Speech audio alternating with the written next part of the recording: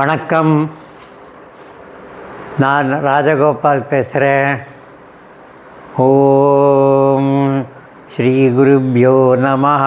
ஓம் ஸ்ரீ கணேசாய நமஹ. ஓம் சரஸ்வத்யை நமஹ.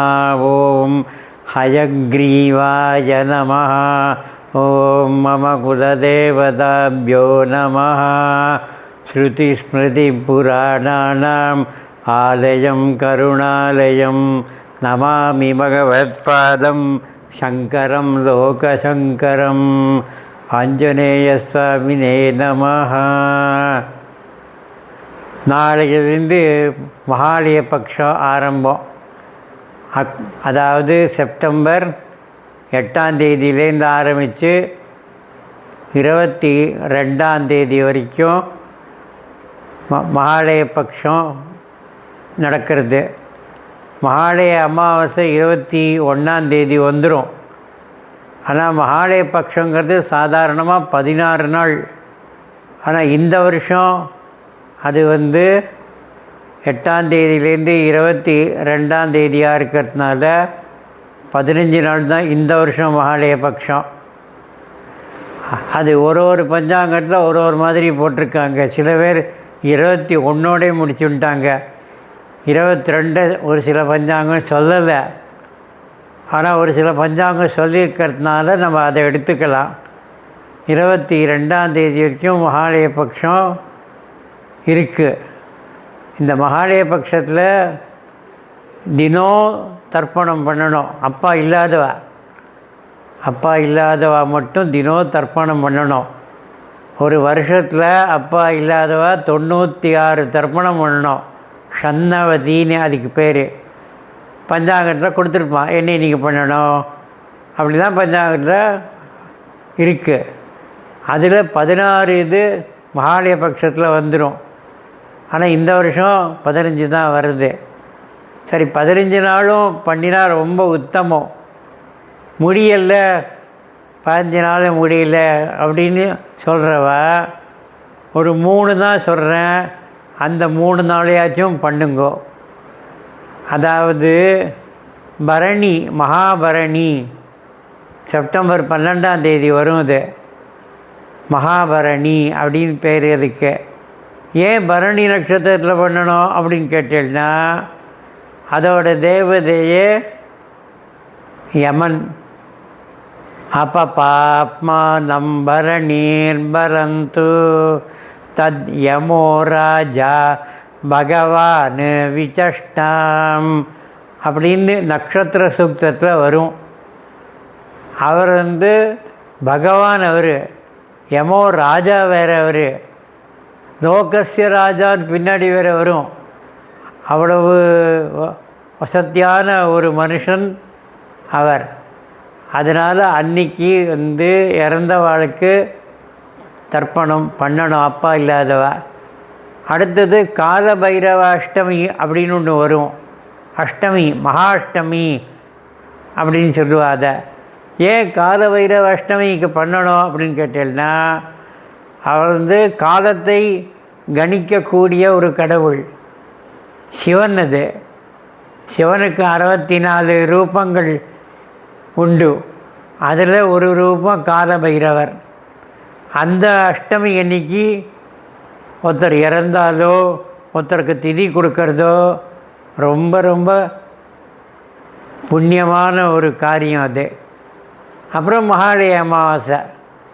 மகாலய அமாவாசை அன்னைக்கு அன்றைக்கும் அமாவாசை மாதிரி திதி கொடுக்கணும். ஆனால் இந்த மகாலய பட்சத்தில் என்ன ஒரு சிறப்புன்னு கேட்டால், அப்பா இல்லாதவா அப்பாவுக்கு திதி கொடுப்பா.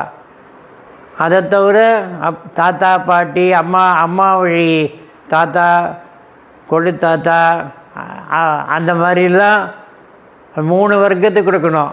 அப்பா தாத்தா கொள்ளு தாத்தா, அம்மா பாட்டி கொள்ளு பாட்டி. சரி, அம்மா இருக்காளே அப்போ என்ன பண்ணுறது கேட்டால், அப்போ என்ன வரும்?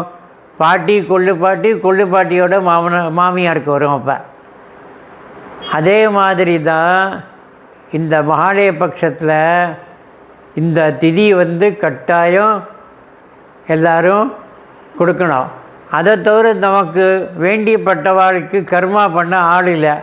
ஒரு சிலருக்கு பொன் குழந்தைகள் பெற்று வச்சுருப்பா நம்ம உறவுக்காராலே. அந்த உறவுக்காராலாம் அவள் தான் ஒரு சிலருக்கு அப்பாவுக்கு திதி கொடுக்க முடியலையே அப்படின்னு சொல்லி ரொம்ப வருத்தத்தில் இருப்பாள். இந்த சமயத்தில் யாருக்கு வேணாலும் நம்ம திதி கொடுக்கலாம். மகாலய டைம் வந்து ஒரு இந்த பீரியடு, இது காம்பன்சேஷன் பீரியடு. இத்தனை நாளாக தவசம் பண்ண முடியல அப்படின்னு சொன்னவாலும் இந்த மகாலய அமாவாசை அன்னைக்கு தவசம் பண்ணி அவளுக்கு திதி கொடுக்கலாம். தெரிஞ்சவாளுக்கு, வேண்டியப்பட்டவாளுக்கு, உறவுக்காராளுக்கு, அவளுக்கெல்லாம் யாருமே கர்மா பண்ணுறதுக்கு மனுஷா இல்லை அப்படின்னு உங்கள் மனசுக்கு தோணித்தனா அவளுக்கும் சேர்த்து நீங்கள் தர்ப்பணம் பண்ணலாம். அதுக்கெல்லாம் மந்திரம் இருக்குது. அமாவாசை மந்திரம் வேறு, மகாலய அமாவாசை மகாலய பீரியடில் அந்த 15 நாளும் 16 நாளும் சாதாரணமாக உண்டு. அதில் சொல்லக்கூடிய மந்திரமும் வேறு. அது இப்படி தான் ஆரம்பிக்கும். தத்தத் கோத்ராணாம் தத்தத் சர்மணாம் வசு வசு ஸ்வரூபானாம் அப்படின்னு அந்த மந்திரம் போகும். அதனால் அந்தந்த பசுக்களுக்கு நான் கொடுக்குறேன், அந்தந்த கோத்திரக்காரர்களுக்கு நான் அந்த தர்ப்பணம் கொடுக்குறேன். தர்ப்பணங்கிறது என்ன? கொடுக்கறது. எதை கொடுக்குறோம்? எள்ளு தண்ணி தான் அவளுக்கு ஆகாரம். அதனால் இந்த மகாலய பக்ஷம்னா ஒரு பீரியட் வச்சுக்கலாம். இங்கிலீஷில் சொன்னோம்னா பீரியடும்பா, ஒரு 15 நாள். அந்த மகாலய பட்சத்தில் இறந்தவாளை நினச்சி அவளுக்கு எள்ளும் தண்ணியும் கொடுத்து அவளை ஆத்மா சாந்தி அடையிற பண்ணுறது தான் நம்முடைய தர்மம், சாஸ்திரம் சொல்கிறது. அதை எல்லோரும் பண்ணி பெரியவாள் இந்த இறந்தவாளுடைய பித்திருக்களுடைய சாபம் வராமல் பார்த்துக்கணும். பித்ரு சாபம் வந்து ரொம்ப, கடவுள் சாபத்தோடு பித்ரு சாபம் ரொம்ப கொடிது. அதனால் பித்ரு சாபத்தில் வந்து வம்சத்தையே பாதிக்கும் அது.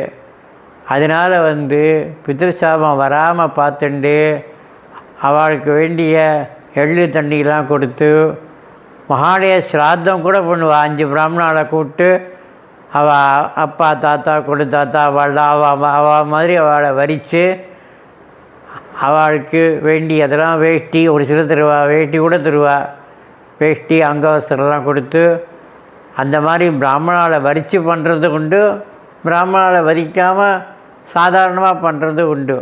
அதனால் எல்லோரும், அப்பா இல்லாதவா எல்லோரும் இந்த பீரியடை, இந்த காலத்தை பயன்படுத்தி பித்ருதோஷம் இல்லாமல் பார்த்துக்கணுன்னு கேட்டுண்டு இந்த பதிவை நான் வந்து பூர்த்தி பண்ணிக்கிறேன் ஒரு வேத மந்திரத்தோட. ஓம் ஸ்ரீயமேவா வருந்தே சீதேவாதே புனன்னிவேத்யாக க்ஷேமோ வைராஷ்ட்ரஸ்ய சீதோ வாதः க்ஷேமமேவா வருந்தே. ஓம் சாந்தி சாந்தி சாந்தி. ஹரிஹி ஓம்.